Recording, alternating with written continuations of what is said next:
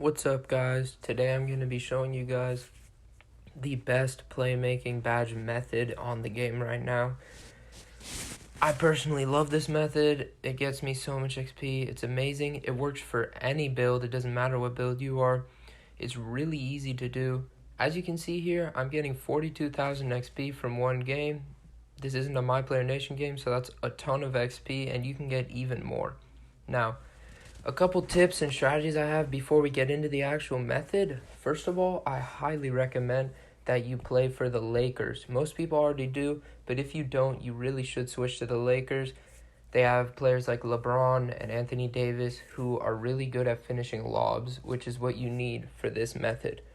Another thing is the Lakers are a really good team, so it just makes your life way easier.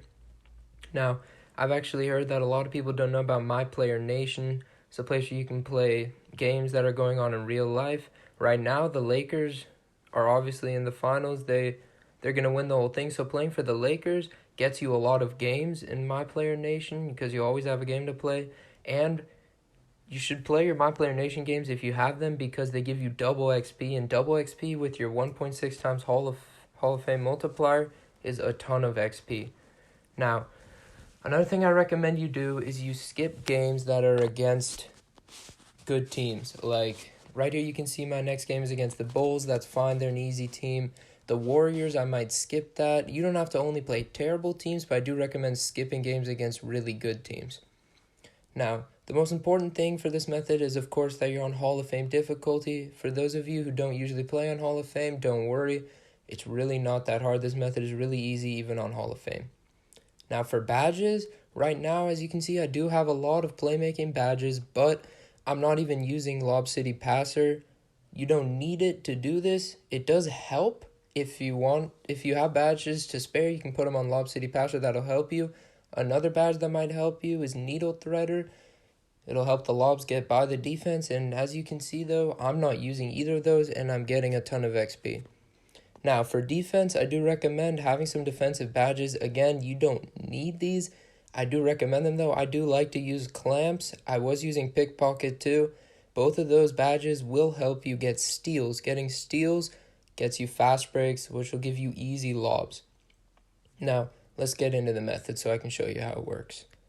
In this method, what you're going to want to do is you're going to want to get the ball and bring it to one of the wings. So it doesn't matter what build you are, it doesn't matter, just ask for the ball. You don't need to bring it up the court, just ask for the ball, bring it over to where I'm going to go. I like to go to this hash mark here.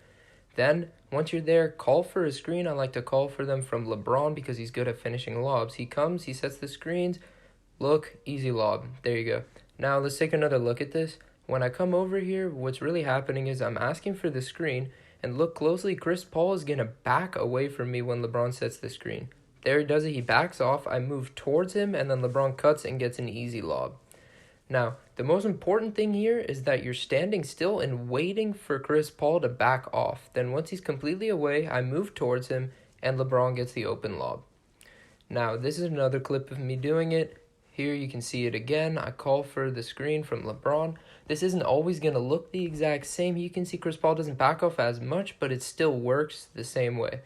Now, it's not always going to go perfectly. Obviously, no method is like that. Here, I'm going to show you guys what might be a reason for not working.